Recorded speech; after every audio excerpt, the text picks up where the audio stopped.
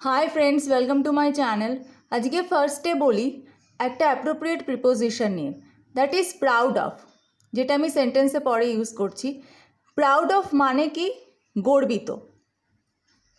আর কিছু prepositions and the use of preposition. ফার্স্টে দেখো মিনিং। ফার্স্ট হচ্ছে ফর, ফর মানে জন্য।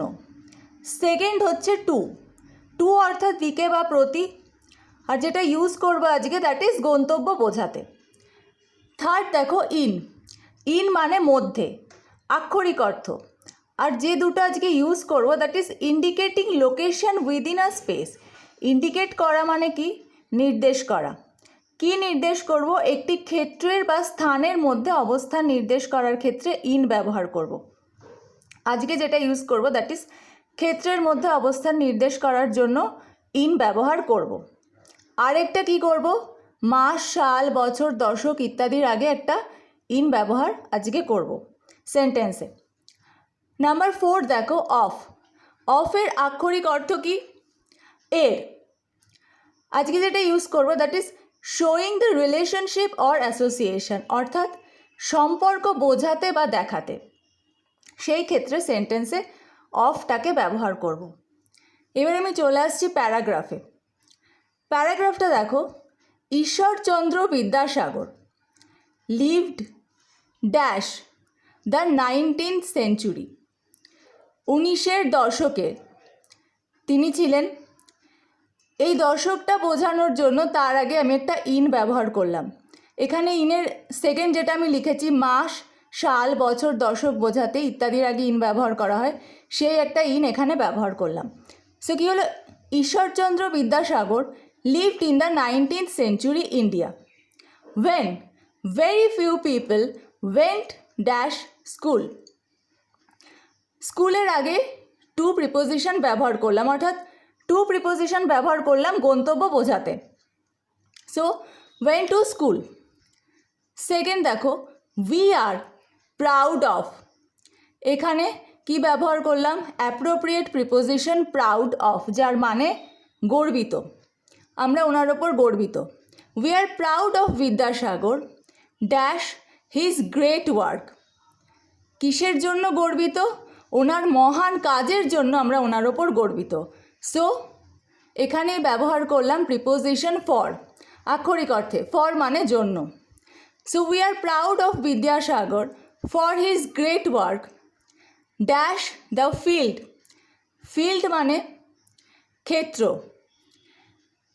উনি যে ক্ষেত্রে কাজ করতেন, ওনার যে শিক্ষার ক্ষেত্র, সেই ক্ষেত্রটা আমি এখানে ব্যবহার করলাম। দেখো আমি ইনের ক্ষেত্রে ফার্স্ট যেটা লিখেছি indicating location within a space, অর্থাৎ একটি ক্ষেত্রের বা স্থানের মধ্যে অবস্থান নির্দেশ করা, সেক্ষেত্রে আমরা ইন ব্যবহার করি।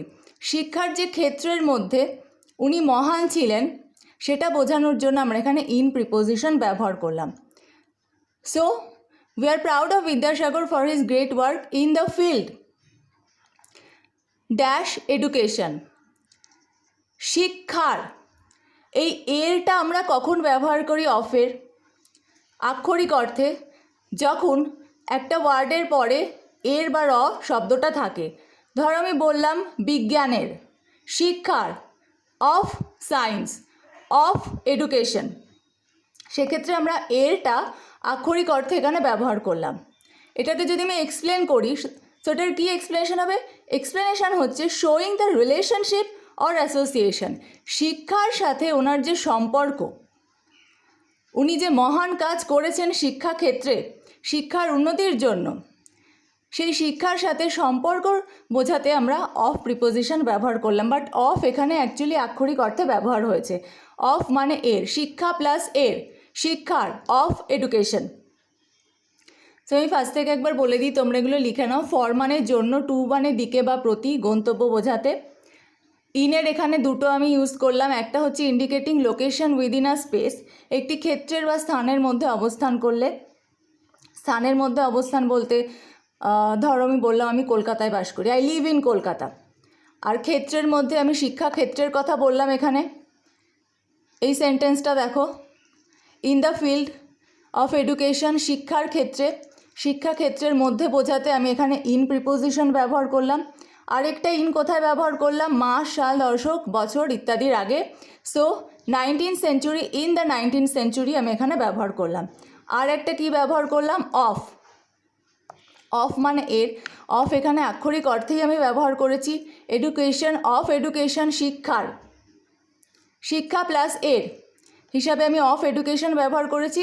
বাট এখানে যদি আমি জিজ্ঞেস করি যে এক্সপ্লেনেশন কি, সো এক্সপ্লেনেশন হচ্ছে showing the relationship or association, অর্থাৎ সম্পর্ক বোঝাতে বা দেখাতে। শিক্ষার সাথে ওনার সম্পর্ক বোঝাতে বা দেখাতে আমি আক্ষরিক অর্থেই এখানে অফ প্রিপোজিশন ব্যবহার করেছি। আজকের ভিডিওটা কেমন লাগলো সবাই আমাকে অবশ্যই জানাও। ভালো লেগে থাকলে একটা লাইক করে দিও, আর আমার চ্যানেলটা সাবস্ক্রাইব করে রাখো, তাহলে আমি যা যা প্র্যাকটিস করবো তোমরা সবাই পরপর পেয়ে যাবে।